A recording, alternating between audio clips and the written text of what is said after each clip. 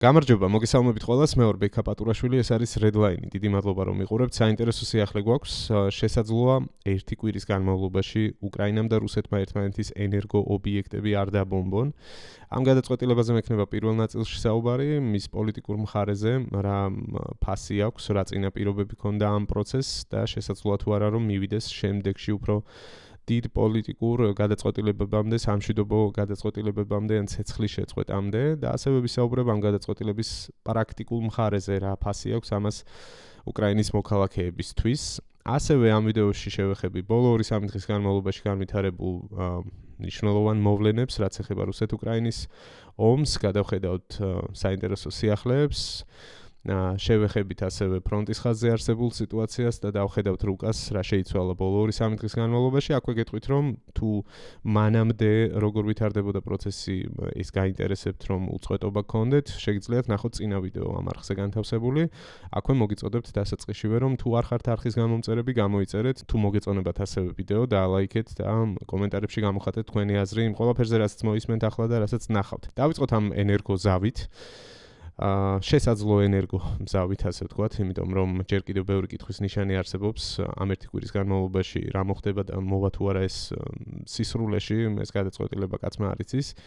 ჯერჯერობით რაც გვაქვს, არ გვინახავს საჯაროდ ხელმოწერილი რაღაც დოკუმენტი, სადაც მხარეებმა ერთმანეთს ხელი ჩამოართვეს და გაცვალეს ხელმოწერები, ვიცით, მხოლოდ პოლიტიკური განცხადებების დონეზე. თუმცა მაღალ რანგში, პრეზიდენტების დონეზე, მინიმუმ ტრამპისგან და ზელენსკისგან, შეეხება პუტინს მისი საჯარო განცხადება ამ თემასთან დაკავშირებით ჯერჯერობით არ გვინახავს.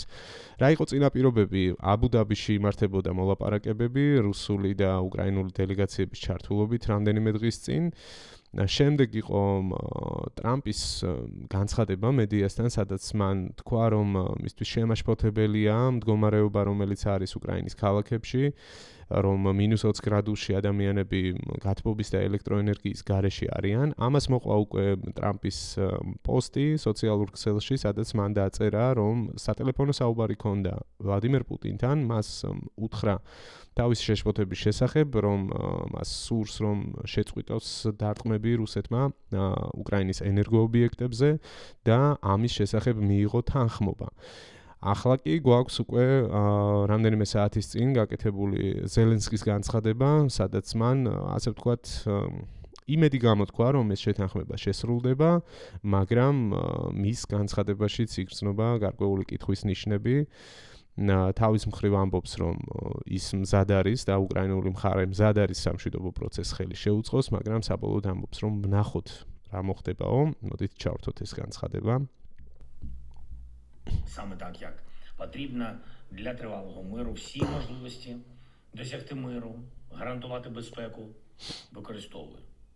Дякую американській стороні за зусилля, щоб в цей час зупинити удари по енергетиці і сподіваємось, що Америці вдасться це забезпечити. Є сьогодні заява президента Сполучених Штатів. Ситуація зараз вночі та цими днями реальна ситуація на наших об'єктах енергетики, у наших містах це покаже. Слава Україні!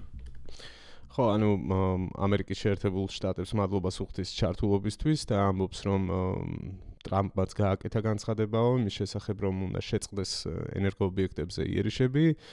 თუმცა ხო, როგორც თქვით, ამბობს, რომ როგორ შესრულდება ეს ყველაფერი, ეს გამოჩნდება და ვნახავთ უახლოეს დღეებში თუ რა მდგომარეობა იქნება ჩვენ ენერგოობიექტებზეო. ასეთი გამოხმაურება გვაქვს ზელენსკის მხრიდან. მოდით ვთქვათ ახლა რა გვაქვს ამ ეტაპზე, ვის რა ინტერესი აქვს და ვის რას აძლევს ეს ერთკვირიანი ზავი.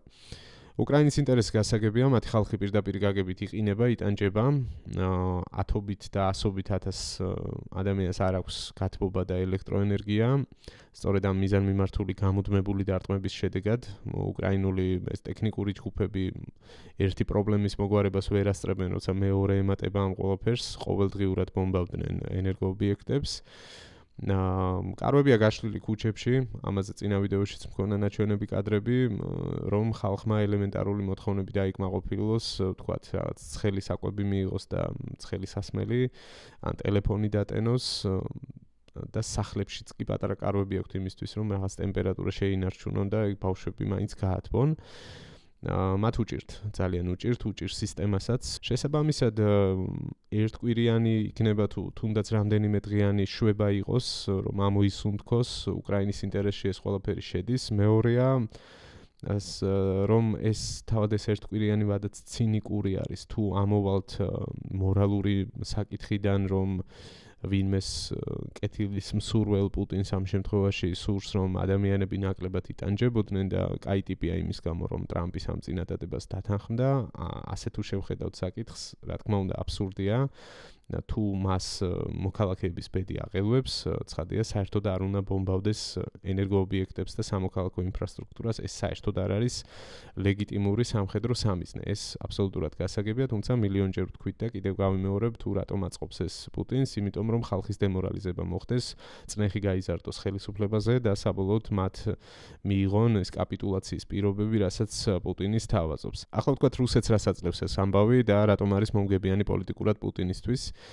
მანამდე პრაქტიკული თვალსაზრისით რომ შევხედოთ, კი პასუხობს ხოლმე უკრაინაც ამგვარ დარტყმებს და თავადაც აყენებენ ზიანს რუსეთის ენერგოსისტემას, იგივე ბელგოროდში ბოლო პერიოდში რამდენიმე წარმატებული დარტყმა განხორციელდა და ხშირად არის ხოლმე იქაც ეგრეთ წოდებული ბლეკაუთები, სრულად ჩაბნელებული ბელგოროდის კადრებიც ვრცელდება ხოლმე და კიდევ სხვა მახლობლად მდებარე, საზღვართან ახლოს მდებარე ქალაქების, თუმცა, ეს დიდად პუტინს ცხადია არ აღელვებს, სადაც მილიონზე მეტი ჯარისკაცის დაღუპვა არ აღელვებს, ახლა ვინმე გაიყინება, შესწივდება თუ არა მის მოქალაქეებს, თუ ოკუპირებულ ტერიტორიებზე მცხოვრებ ხალხს, ეს მას დარწმუნებული ვარ რაღაც მასში სენტიმენტებს არ აღძრავს, მაგრამ პოლიტიკურად მნიშვნელოვანი არის, იმიტომ რომ ამ ყველაფრის ინიციატორი არის და გარანტორი არის ტრამპი. შესაბამისად, პუტინს აქვს შესანიშნავი შესაძლებლობა იმის, რომ შექმნას იმის იმიტაცია, თითქოს ის მშვიდობის კაცია და დაადასტუროს ის, რასაც თავად დონალდ ტრამპი ამბობს ხოლმე, რომ პუტინს სურს მშვიდობა და პუტინს სურს შეთანხმება. ამის ილუზიას შექმნის, პროპაგანდაც გადასარევად შეფუთავს, ექნება სათქმელად შემდგომ პოლიტიკურ პროცესში, რომ მე ესეთი ჰუმანური ნაბიჯი გადავდგი ბრჭყალებში. ამით პუტინი ასევე დააკმაყოფილებს ტრამპის ეგოს, რაც მნიშვნელოვანი ფაქტორი არის ამ პოლიტიკურ თამაშში და როდესაც შემდგომში რამე საშინელებას ჩაიდენს, ექნება კიდევ ერთი სავაჭრო ბერკეტი, ეს არის და ეს. ამით პუტინი არაფერს განსაკუთრებულს არ დაკარგავს სამხედრო მიზნების თვალსაზრისით თუ შევხედავთ, ეგრეთ წოდებული სპეციალური სამხედრო ოპერაცია ჩვეულებრივად გრძელდება, უბრალოდ წნეხი შემცირდება მოქალაქეებზე, ეს იქნება და ეს და ახალი ბერკეტები გაუჩნდება პოლიტიკურად ვაჭრობისთვის. და მეორე საკითხია საერთოდ შეასრულებს თუ არა ამ ვადას. ესაც კითხვის ნიშნის ქვეშ არის, საერთოდ არ არის გამორიცხული, რომ 2-3 დღის შემდეგ ან თუნდაც ხვალ რაღაც მიზეზით თქვას, რომ უკრაინა არ აცრულებს შეთანხმებას, მოიმიზეზოს, რომ რაღაცა ერთი კონკრეტული დარტყმა განხორციელდა პირობითად, თუნდაც რომელიმე ჩრდილოვანი ფლოტის გემზე ან რაიმე სხვა ლეგიტიმურ სამხედრო სამიზნეზე და ამის საფუძველზე ამ ალიბით შეაჩეროს ეს გადაწყვეტილება და თქვას, რომ არა, უკრაინას დააბრალოს, ზელენსკის დააბრალონ და თქვან, რომ ჩვენ გქონდა კეთილი ნება, ჩვენ გქონდა მზაობა სამშვიდობო პროცესის, მაგრამ ეს კლოუნები ან ამას დაუძახებენ, რასაც ეძახიან ხოლმე, ეს არალეგიტიმური ხელისუფლება უკრაინის, რომელიც უნდა შეიცვალოს და შემდეგ ისევ ყველაფერს აკეთებს იმისთვის, რომ მშვიდობა ჩაშალოს და რეალურად მათ სურთ ომი და ისევ ბურთი გადაიტანოს უკრაინის მოედანზე. ეს არის და ეს რეალურად მე არ მაქვს იმის განცდა, რომ რაღაცა შესაძლოა ეს ერთკვირიანი შეთანხმება გრძელვადიან პერსპექტივაში რაიმე სამშვიდობო პროცესის საფუძველი გახდეს ან ცეცხლის შეწყვეტამდე მივიდეს, ცხადია ეს ყველაფერი ილუზია არის, არაფერი არ ასხივებს იმას, რომ პუტინს ომის გაჩერება სურს. მიუხედავად იმისა, რომ ტრამპი ამ ამბავს განიხილავს როგორც გრძელვადიანი მშვიდობის საფუძველს და აუცილებლად შეფუთავს, რომ ეს არის ძალიან დიდი წინგადადგმული ნაბიჯი და ალბათ მინიმუმ 10 ჯერ გაიმეორებს, რომ პუტინი მას პატივს ცემს და პუტინს სურს მშვიდობა. ეს რაღაც გაგებით ტრამპის ამოცანებში შედის და ცხადია შედის პუტინის ამოცანებშიც. ზელენსკის სხვა რა დარჩენია და უკრაინას ასე იქნება თუ ისე, როგორც თქვი, თუნდაც რამდენიმე დღით, რომ ამოისუნთქოს მათმა ენერგოსისტემამ და ამოისუნთქონ შესაბამისად უკრაინის მოქალაქეებმა, ესაც მნიშვნელოვანი მიღწევა გახლავთ. როდესაც რაიმე დიდ სამშვიდობო პროცესს შეეხება საქმე, რუსეთის პოზიცია არის აი ასეთი, როგორც ამ ბოლო განცხადებაში ჩანს სერგეი ლავროვის ცეცხლის შეწყვეტა, ისე როგორც ზელენსკი განიხილავს, რუსეთისთვის მიუღებელია. აი ეს არის და ეს ამას იმეორებენ ყოველ ჯერზე.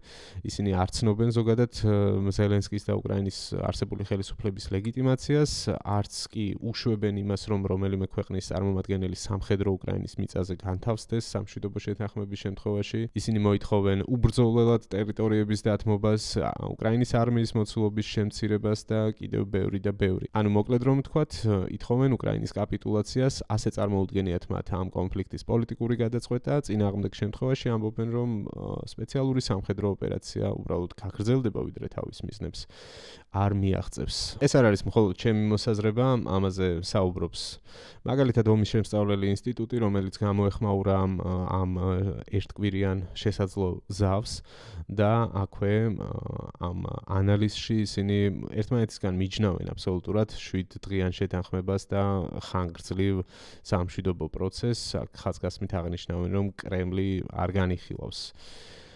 გრძელვადიან მშვიდობას ამ ეტაპზე და მსგავსი ნიშნები არ არსებობს. პირიქით, ამის პარალელურად ვხედავთ, რომ რუსული პროპაგანდა, მათი მთავარი სახეები კვლავ ღიად იმუქრებიან უკრაინელი მშვიდობიანი მოსახლეობის წინააღმდეგ. აქ მაგალითად ეს ამ შოუში სალავიოვი ასეთ რამეს ამბობს, რომ მათ საკუთარი თავი არ უნდა დაადანაშაულონ და რაღაცა სენტიმენტები არ უნდა ქონდეთ, არ უნდა წუხდნენ მათზე, ანუ უკრაინის მოქალაქეებზე და ყველა უნდა განადგურდესო, ასე პირდაპირ. ასეთ რამეს ამბობს ეს კაცი, მოვისმინოთ. Надо себя обмануть, надо всех уничтожить. И хватит вас жалеть. Вот эти все завывания достали. Я что-то не видел, чтобы на Украине кто-нибудь сочувствовал курянам. Я что-то не видел, чтобы они сочувствовали. Согласен с вами. Поэтому те люди, хватит жалеть. Послушайте, Володя, но не будет. Те люди, которые сожалеют, Какие они молчат. люди? Они молчат и А еще молчат, пока значит, заслужили такой участи. Ну, участи, но не смерти же. Смерти! Не от нас зависит, от Зеленского. Он их на смерть обрекает. Надо себя обмануть, надо всех уничтожить. ყველაფერი გასაგებია, ხო? არ ვიცი, თუ ვინმეს მაინც ჭირდება ამის შეხსენება, ვიტყვი რომ ეს არ არის თვით შემოქმედება და საკუთარი აზრების ფრქვევა. ეს ხალხი გამოხატავს კრემლის პოზიციას. რასაც პოლიტიკოსები არ ამბობენ პირდაპირ, ამბობენ პროპაგანდისტები და ეს ყველაფერი სინქრონულად, ჰარმონიულად არის შემუშავებული და ერთმანეთთან თანხვედრაში. და ხო, მოისმინეთ. არანაირი სიბრალული, იმსახურებენ სიკვდილს და დააბრალონ ზელენსკის. ეს არის დედააზრი ამ კაცის ნათქვამის. და ჩვენ არ ვსაუბრობთ მხოლოდ ენერგოობიექტების დაბომბვაზე და დისკომფორტზე, გაყინვაზე ხალხის დენის არქონაზე. ჩვენ ვსაუბრობთ პირდაპირ იერიშებზე მოსახლეობაზე, ხო? მუდმივად ვხედავთ კადრებს, როგორ იბომბება საცხოვრებელი სახლები, როგორ იხოცებიან მშვიდობიანი მოქალაქეები, როგორ ცხრილავენ ავტომობილებს, კონტაქტის ხაზთან ახლოს, როგორ ხოცავენ იმ ხალხს დრონებითაც კი, მათ შორის ვინც რჩება ამ სოფლებში არ გამოდიან, ან გვიანდება მათი გამოყვანა, ასეთი კადრებით შემოვხვდა, სულ რამდენიმე საათის წინ ძალიან მძიმე სანახავი იყო. და ამ მშვიდობიან მოქალაქეებზე პირდაპირ იერიშის სულ ახალი ფაქტი გვაქვს, 2 დღის წინ მომხდარი ფაქტი გვაქვს ხარკოვის ოლქში, სადაც სამოქალაქო ტრანსპორტი დაიბომბა, მატარებელი ააფეთქეს, სადაც მშვიდობიანი მოქალაქეები ისხდნენ, სამგზავრო მატარებელი ააფეთქეს რუსებმა. ნახოთ ეს კადრები. Сюда иди. Документы. Сюда иди. Ладно.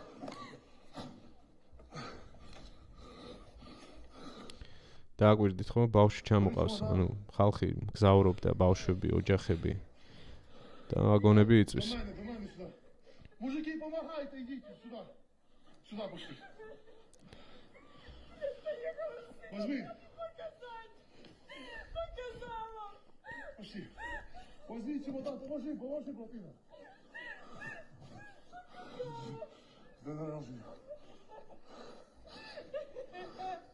Пошли, подак. ეგაც რუსული მშვიდობა. ამ ამბავს გამოეხმაურა უკრაინის პრეზიდენტიც და დრონით იყო შეტევა, კი ეს გამორჩა რომ მეთქვა. დრონით დაესხნენ თავს ამ სამოქალაქო მატარებელს. ეს ამბავი შეფასდა როგორც ტერორისტული აქტი, სხვა რა შეიძლება პრინციპში უწოდოს. ამ ამბავს პირდაპირ ხდება ტერაქტები. რუსეთის არმია ახორციელებს ტერაქტებს უკრაინელი მშვიდობიანი მოქალაქეების მიმართ. აგერ არის კიდევ ერთი ფოტო 27 იანვრის ამბავი არის უფრო რომ დავაზუსტოთ თარიღი. ამგვარი იერიშებს რუსები სამოქალაქო ობიექტებზე თუ სხვა სამიზნეებზე ახორციელებენ შორსმოქმედი დრონების მეშვეობით, აი ესეთი დრონების მეშვეობით მათ შორის და ცხადია ფრთოსანი და ბალისტიკური რაკეტებითაც. მოდით ამ შემთხვევაში ვისაუბროთ დრონებზე და საინტერესო ამბავზე, რაც ეხება ამ დრონების დამატებითი ტექნოლოგიებით აღჭურვას. აქ საინტერესო კი ის არის, რომ ეს დამატებითი ტექნოლოგია არის Starlink-ის მიმღებები. სხვათა შორის წინა ვიდეოს კომენტარებში ერთ-ერთი თქვენგანი კითხულობდა არის თუ არა ცნობილი ამ თემაზე რაიმე ახალი დეტალი და დასტურდება თუ არა ეს ამბავი. დანაწილობრივ ამიტომაც ჩავთვალე საჭიროდ რომ ამ კონკრეტულ ნიუსზე გამემახვილებინა ყურადღება. როგორც ხედავთ ეს ფოტოც ადასტურებს რომ რეალურად მოახდინეს რუსებმა ამ შორსმოქმედ დრონებზე Starlink-ების ინტეგრირება. ეს არის სწორედ ეს მოწყობილობა, რომელიც ზედა ნაწილში არის დამაგრებული და ეს რას აძლევს მათ აძლევს უკეთეს კავშირს, ცხადია და უკეთეს მართვას, რომ მიაღწიონ ეფექტურად უფრო სამიზნეებამდე და თავი დააღწიონ საჰაერო თავდაცვის სისტემებს. აქ მაქვს მე კიდევ ერთი ვიდეო, სადაც დრონის გადაადგილება ჩანს და ამ შემთხვევაში საუბარი არის იმაზე, რომ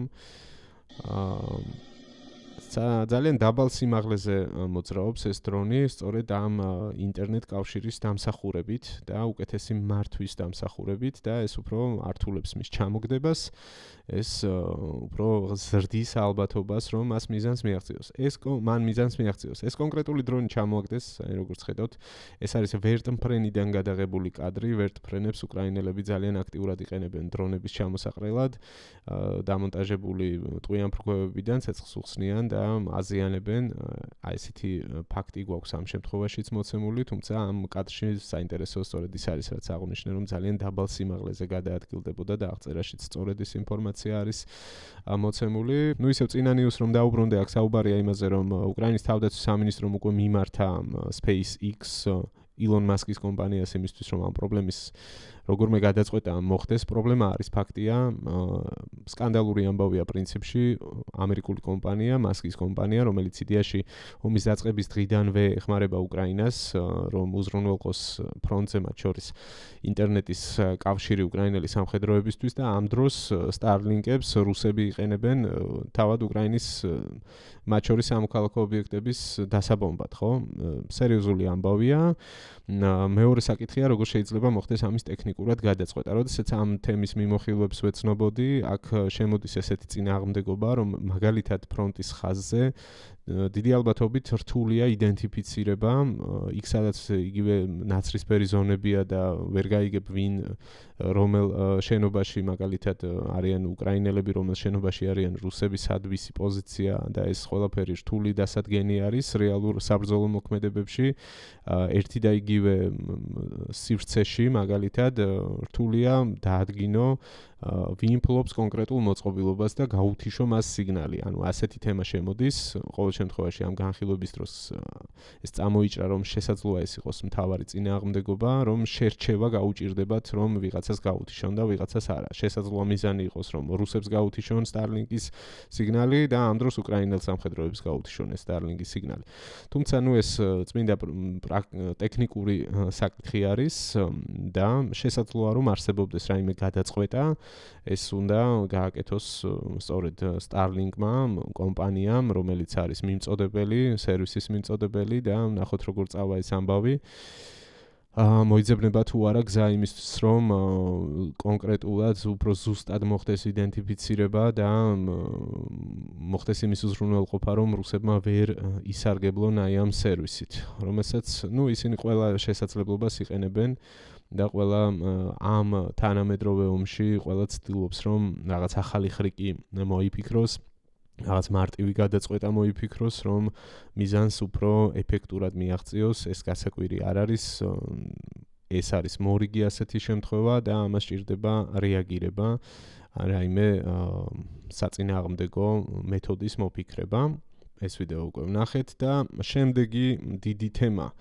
ბოლო 2 დღის 28 იანვრის ძალიან დიდი ამბავი, ამ ერთ დღეში რუსებმა 2 ბომბდამშენი დაკარგეს. პირველი გახლავთ სუ 34 ტიპის ბომბდამშენი, რომელიც ჩამოაგდეს კუნძულ ზმეინთან ახლოს.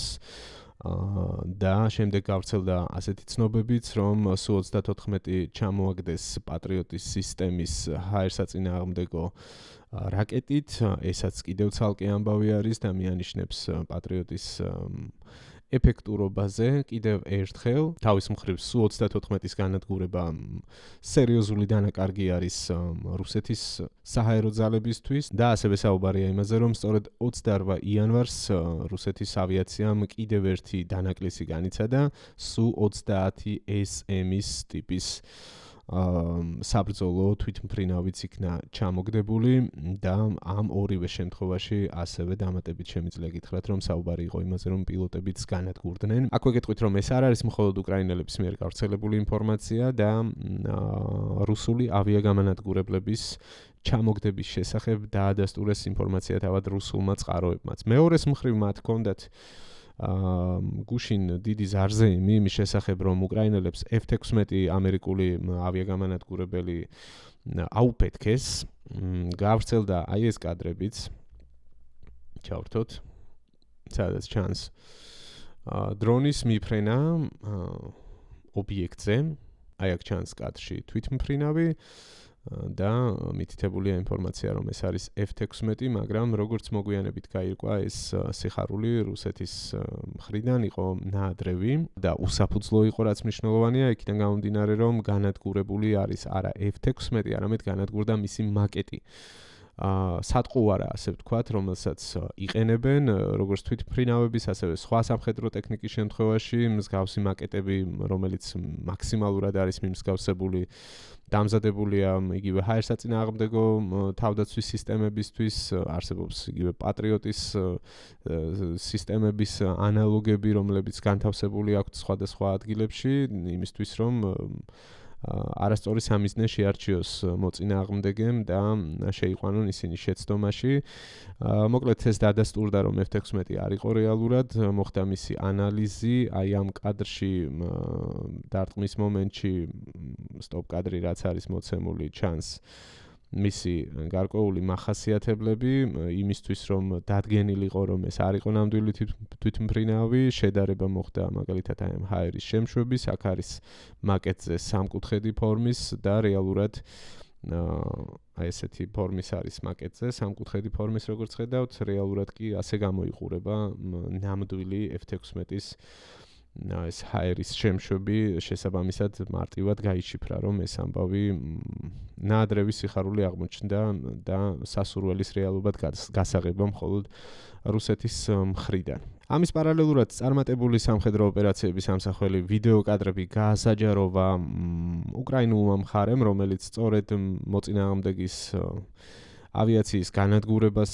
ასახავს, თუმცა ეს არ არის ახალი ამბები, ასე ვთქვათ, ეს არ არის სიახლე, ეს არის 2025 წლის განმავლობაში ჩატარებული ოპერაციების ამსახველი კადრები, როგორც დადგინდა და აქ საუბარი არის 15 სხვადასხვა კატეგორიის თვითმფრინავის თუ ვერტმფრენის განადგურებაზე. აქედან 11 არის ბომბდამშენი, სხვადასხვა კატეგორიის Su-30, Su-34, Su-27, Su-24, MiG-31, ასევე ვერტმფრენები Mi-28, Mi-26 და Mi-8 და N-26 ტიპის სატრანსპორტო თვითმფრინავის განადგურება არის აი ამ კადრებში ასახული. ეს არის რუსეთის ავიაციისთვის მნიშვნელოვანი დანაკარგები. აქვე, როდესაც ვსაუბრობთ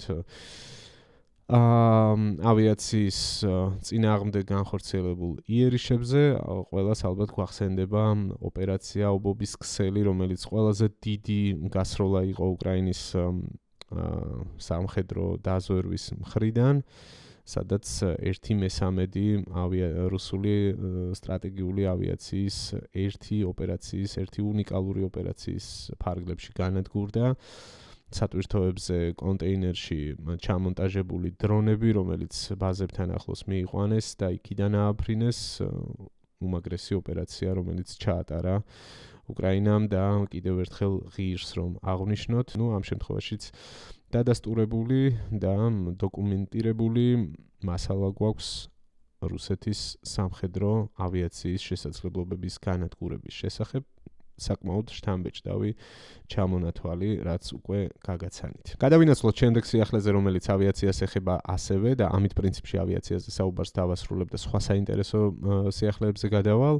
მოკლედ, შევსება იქნება უკრაინის საჰაერო თავდაცვის შესაძლებლობებში, დამატებით მირაჟ 2000-ების ავიაგამანადგურებლების გადაცემაზე არის საფრანგეთის მხრიდან საუბარი. საფრანგეთი ამას განიხილავს ახალი დახმარების პაკეტის ფარგლებში და ასევე საუბარია დამატებით საჰაერო თავდაცვის სისტემების მიწოდებაზე და როგორც თქვი, ახლა უკვე სხვა თემები და ეს არის ქვეითებს შეეხება, უკვე ჩამოვიდეთ მიწაზე და თუ წინა ვიდეო ნანახი გაქვთ, აი ეს გამოსახულება ალბათ გეცნობათ. ეს არის ახალი know-how, რომელიც შემოგთავაზა რუსეთის არმიამ, მათ აღჭურვილობას დაემატა პინგვინის ფორმა, მათ კამუფლირებას შეემატა ასეთი ახალი საოცარი შესაძლებლობა. წინა ვიდეოში ნაჩვენები მქონდა, როგორ გაანადგურეს ასეთ პინგვინის ფორმაში ჩაცმული რუსი სამხედრო. ამ შემთხვევაში ეს იგივე კადრი არ არის, როგორც ჩანს, ეს ექსპერიმენტი გრძელდება. აქ მინდა დააკვირდეთ, რომ რაღაცა გაშლილ სივრცეში ძალიან დიდ ველზე მარტო მიბოდიალობს ეს სამხედრო, აი ამ სასაცილო ფორმაში ჩაცმული და ტყუილად ცდილობს, რომ გახდეს შეუმჩნეველი უკრაინელი დრონის ოპერატორებისთვის, მაგრამ მისმა ამ ცდილობამ არ გაამართლა და იმედია ამ ვიდეოს არ დაბლოკავს YouTube-ი, ძალიან ცუდად დაასრულა მანაც. ისევე როგორც წინა პინგვინმა, რომელიც ასევე წინა ვიდეოშიც გაჩვენეთ მე თქვენ, აი ამან ეს იყო პირველი მერცხალი, თუ პირველი პინგვინი, როგორც გნებავთ, ეს არის მეორე, რომელიც ასევე განადგურდა. არ ვიცი რა ახსნა შეიძლება უპოვოთ ამ ამბავს. რაღაცა ისეთი შთაბეჭდილება რჩება, რომ ექსპერიმენტისთვის უშვებენ ასე ამ რუს ჯარისკაცებს მარტო მიდის რაღაც გაშლილ მინდორში, თოლში და უბრალოდ აკვირდებიან, აბა შეამჩნევენ თუ ვერ შეამჩნევენ. ამ ორმა მცდელობამ არ გაამართლა ფაქტია და ორივე შეეწირა ამ ექსპერიმენტს. საინტერესოა კიდევ გააგრძელებენ თუ არა და იქნება თუ არა მსგავსი კადრები მომდევნო დღეებშიც, სხვათა შორის, როდესაც ეს თემა გახდა რეზონანსული და ამ კადრებმა მოიარა სოციალური ქსელები და Telegram არხები და ასე შემდეგ, რუსებმა მოუძებნეს ერთგვარი გამართლება და ასეთი ტყუილი მოიფიქრეს, რომ თითქოს აი ამ პოსტში ამაზე არის საუბარი, რომ უკრაინელებმა ბავშვი მოკლესო, რომელიც პინგვინის ფორმაში იყო ჩაცმულიო და გაასაღეს თითქოს ეს იყო მოწინააღმდეგეო და აი ესეთი აბსურდი შემოგთავაზეს. რა ვიცი, ამაზე კომენტარები თავად დაწერეთ. აშკარაა, რომ ეს ბავშვი არ არის არც ერთი და არც მეორე, რომელიც აქ დაბოდიალობს ფრონტის ხაზზე. რა უნდა იქ პინგვინის ფორმაში ჩაცმულ ბავშვს უბრალოდ წარმოუდგენელი აბსურდი არის, თუმცა ასე ცდილობენ ან აუდიტორიის მოტყუებას, ან საკუთარ თავსაც იტყუებენ. ესაც ფაქტია. შემდეგ ამბავზე გადავიდეთ, ხო, ესეც საინტერესო ვიდეოა, რომელიც ასევე დრონების ოპერატორების მუშაობას ასახავს და ის გამოთქმა გამახსენდა კოკა, რომ ყოველთვის წყალს არ მოიტანს, ასეთ შეიძლება დავასათაუროთ ეს ვიდეო და -1 რუსეთის არმიის, საოკუპაციო არმიის ჯარისკაცი უკრაინის მიწაზე, ხო, აი ესე წყალი მიქონდა ჯიგარს და უცებ საიდანღაც მოფრინდა უკრაინული დრონი და ასე შეეცადა მის განეიტრალებას. ეს როლა, მაგრამ აცილა. რას ვიზავთ? შემდეგ რა გვაქვს? ხო, აი ეს არის ძალიან საინტერესო ამბავი. ვისაც არ გინახავთ, მოკლედ აქ ესეთი სიტუაციაა, რომ ორი ომის ვეტერანია. ნახავთ ახლა თქვენ ისინი რა მდგომარეობაში არიან, ამპუტირებული ქვედა კიდურებით და ორივე იმაზე ჩივის, რომ მიუხედავად იმისა, რომ სამშობლოს წინაშე ვალი მოიხადეს, საკუთარი ჯანმრთელობა გაიღეს და დაბრუნდნენ ფეხების გარეშე ფრონტის ხაზიდან, ისევ ბრძოლის ველზე აგზავნიან. Я Махменов Михаил Викторович, рядовой военнослужащий. Ампутированная стопа, не могу самостоятельно передвигаться, отправляют на передовую. У меня жду вызов на ВВК, экспертизу и на назначение инвалидов с меня отправляют. Вот, я лечусь, примите меры. Я Георгий Видалов Богдан Владимир Анатольевич. Мне ампутирована правая нога по коленам. Меня отправляют на передовую. Несмотря на то, что у меня костыли, нет ноги, я не могу самостоятельно передвигаться, также держать в руках оружие. Меня отправляют на держать, я двигаю. Я рядовой Стацев, бывший заключенный. ორი მახსოვდა აქვს ხოებიც ყოფილა. Иногда в 24 году еще отправляют на передовую, имеется инвалидность второй группы пожизненная. Но как категория D, то есть не будет военнослужащих, не интересует, очищение неприязни именно. ხო, ну, ამის ბოლომდე მოსმენა, მე მგონი აღარ არის საინტერესო გასაგები არაც არის საუბარი.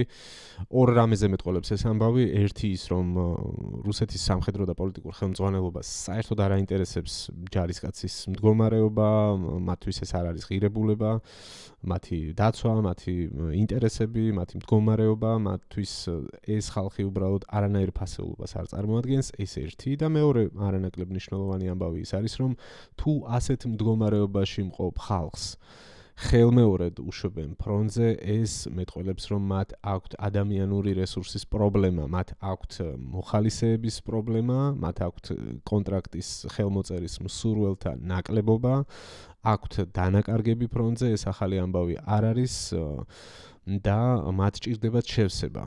ნებისმიერი ფორმით, ნებისმიერი გზით, მათ ჭირდებათ ხალხი ეგრეთ წოდებული სახორცე შტურმებისთვის და ეს არ არის გადაჭარბებული შეფასება, ეს არ არის რაღაცა არსაიდან მოტანილი სასურველის რეალობად გასაღება, როგორც ზოგიერთი წერს ხოლმე კომენტარებში, რომ აი თითქოს ჩვენ ვამბობთ მე და სხვა კიდევ მიმომხილველები, რომლებიც ამ ამბავს აკვირდებიან, რომ ვაჭარბებთ და რაღაცა აი სისულელეა თითქოს რუსეთს არ აქვს რესურსები, თქო მე არ ვიგონებ ფაქტია აგერ ხალხი ამპუტირებული ფეხებით ისევ არის იმის მოლოდინში რომ ფრონტზე გააგზავნიან. თვითონ ახსენით ბატონო და თვითონ დაასაბუთეთ რატომ რა საფუძველი შეიძლება მოიძებნებოდეს საამისოდ თუ არა ის რასაც ვამბობ, თუ არა ის რომ მათ აქვთ გასაჭირი შევსების თვალსაზრისით.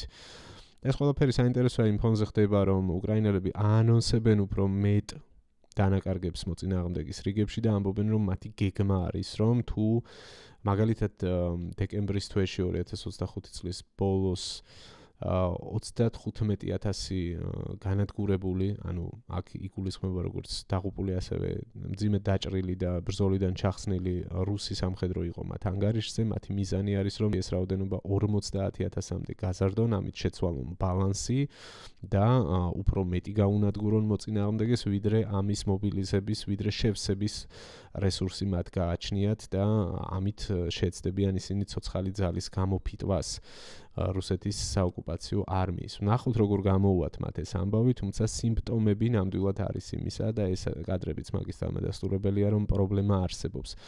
და თანდათან უფრო არაპოპულარული ხდება კონტრაქტის ხელმოწერა, ხალხი, რა თქმა უნდა, პროპაგანდის მსხვერპლია, რა თქმა უნდა, სხვანაირად წარმოუდგენიათ მათ რეალობა, თითქოს სწავლენ გაისეჟნებენ მარტივად უკრაინაში და ამით ფულს იშოვიან, მაგრამ რეალობა განსხვავებულია და ამ რეალობის შესახებ უფრო მეტი ინფორმაცია მათ შორის ამ პროპაგანდის მიერ ტვინ გამორეცხილ ხალხამდეც მიდის და ისინი ხედავენ საფლავებს საკუთარ სოფლებსა თუ ქალაქებში, რომლებიც მხოლოდ და მხოლოდ ივსება. აი ამ საფლავების შევსებაზე საუბრობს ეს ქალიც, მოусმინოთ მას, ეს არის როსტოვიდან, როსტოვში ჩაწერილი ვიდეო, რომელიც Ну, это вот моусминет. Когда мы его хоронили и приезжаем там через 20 дней, а там еще только в нашем кладбище, в Ростове-на-Дону, на новом кладбище, там еще 40 могил за эти 20 дней. И еще 6 выкопали, которые будут в этот день хоронить. Только в Ростове, это только в Ростове. А что вне Ростова, это все очень страшно и больно. Поэтому, Олег, это все очень страшно, больно. Это, я, если честно, вот я же говорю, у нас вот умер мальчик, ну, мужчина, там умер на передовой, и так бубните, громко все говорите. Я когда приехал на эту аллею славы, ვინც ვერ გაიგეთ შინაარსი, ეს რამეს ამბობს ეს ხალი, რომ მისი ახლობლის დაკრძალვაზე იყო, შემდეგ რაღაც დროის შემდეგ 20 დღის შემდეგ ისე მივიდნენ სასაფლაოზე და ნახეს, რომ დამატებით 40 სასაფლაო იყო იქ და კიდევ იყო გათხრილი, გამზადებული სასაფლაოები და ნუ აქ კითხვა swams, მნიშვნელოვან კითხვა swams ბოლოს, რომ რატომ კლავენ ისინი ამდენ ჯარისკაცს, რატომ ხოცავენ ჩვენ შვილებსო?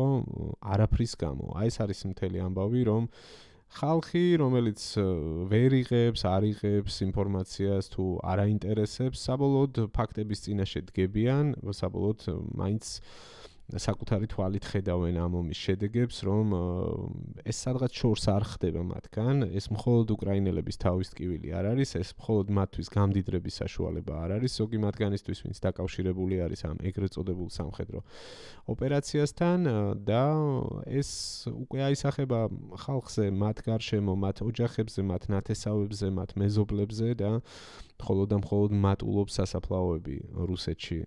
და ეს მხოლოდ ამბობს, რომ ეს როსტოვში ხდებაო და სხვაგან კიდევ სხვა საკითხია, ხო? ყველგან მთელ ქვეყანაში ასეთი ამბავი არის. ასე რომ ილუზია თითქოს რუსეთის რესურსები არის ამოუწურვადი და ილუზია ის, რომ მათ შეუძლიათ მუდმივად სიხარულით გაიწვიონ ახალი კონტრაქტის გაფორმების მსურველები, მათი რაოდენობაც იკლებს, ეს სტატისტიკების არსებობს, წინა ვიდეოებში ამაზე მისაუბრია და ამ ფონზე არსებობს იმის ალბათობა, რომ პუტინს საბოლოოდ მოუწევს მობილიზაციის ახალი ტალღის გამოცხადება, რაც იქნება არაპოპულარული ნაბიჯი განსაკუთრებით ამ ხელა დანაკარგების ფონზე და ეს დამატებით კრიზისებს გამოიწვევს შიდა პოლიტიკური თვალსაზრისით. ნახოთ როგორ წავა ეს პროცესი, ძალიან საინტერესო არის ამაზე დაკვირვება, რა მდგომარეობა არის რუსეთის რესურსების თვალსაზრისით, როგორც ფინანსებში, ნავთობის გაყიდვების თვალსაზრისით და ასე შემდეგ, მათი ომის ბიუჯეტის შევსების ნაწილში, ასევე ადამიანური რესურსების ნაწილშიც. გადავიდეთ შემდეგ ამბავზე, კიდევ ერთი ვიდეო მაქვს თქვენთვის შემონახული, განსხვავებული თემა, ცოტა თემას შევცვლით, მაგრამ ძალიან ეფექტური სანახაობა. მაგარი ნერვიულობა გაიარეს უკრაინელმა სამხედროებმა, აქ არის ასახული ასეთი ფაქტი, რომ გადაადგილდებოდნენ მანქანით და გადაიჭირეს რუსული დრონი იმ მომენტში, როდესაც ამ დრონს მათივე მანქანა ყავდა სამიზნეში ამოღებული და ძალიან მაგრად მოასწრეს, ძალიან მაგრად გაუმართლათ, რომ ეს სიგნალი დაიჭირეს სწორედ და ამან გადაარჩინა ამ ხალხის სიცოცხლე. ნახეთ.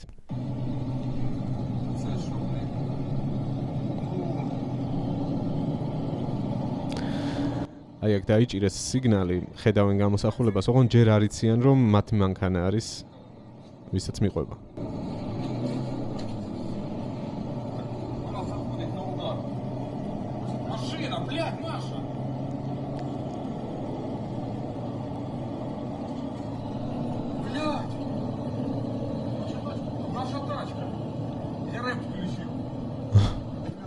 ასე გიჟია.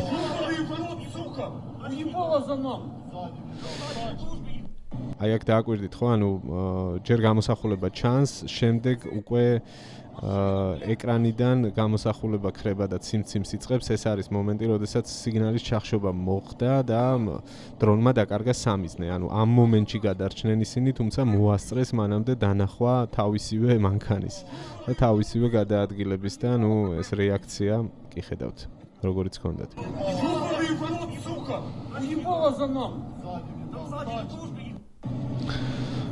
ამ ვიდეოს სხვა ვარიანტიც ვნახე, სადაც გაგრძელება იყო და შოქში იყვნენ. თვითონაც არ ჯეროდათ რა მაგრად გადარჩნენ. აი ესეთი რეალობა არის ფრონტზე, მათ შორის სიღრმეშიც, არა თუ მხოლოდ კონტაქტის ხაზზე, საკმაოდ შორ მანძილებზე არის საუბარი, სადაც ერთი მხარეც და მეორე მხარეც ცდილობს, რომ მოწინააღმდეგეს მიაყენოს ზიანი. ეს ძალიან სახიფათო ომია, თანამედროვე ტექნოლოგიების გათვალისწინებით, სულ უფრო და უფრო ახალი მოდიფიკაციის დრონები ჩნდება ერთ თუ მეორე მხარეს. ახალი შესაძლებლობები და უფრო იზრდება საფრთხე, როგორც ქვეითებისთვის, ასევე ნებისმიერი სამხედრო ტექნიკისთვის, რომელიც გადაადგილდება ზოგჯერ 20 კილომეტრიან რადიუსში ან კიდევ უფრო დიდ მანძილებზეც კი ხდება დრონებით აი ესეთი იერიშების მიტანა. ამის საწინააღმდეგოდ იქნება სისტემები, ჩამხშობის სისტემები და ამ შემთხვევაშიც სწორედ ამის დამსახურებაა, რომ ეს უკრაინელი ჯარისკაცები გადარჩნენ მათი მანქანის აფეთქებას, მათ მოახერხეს დროულად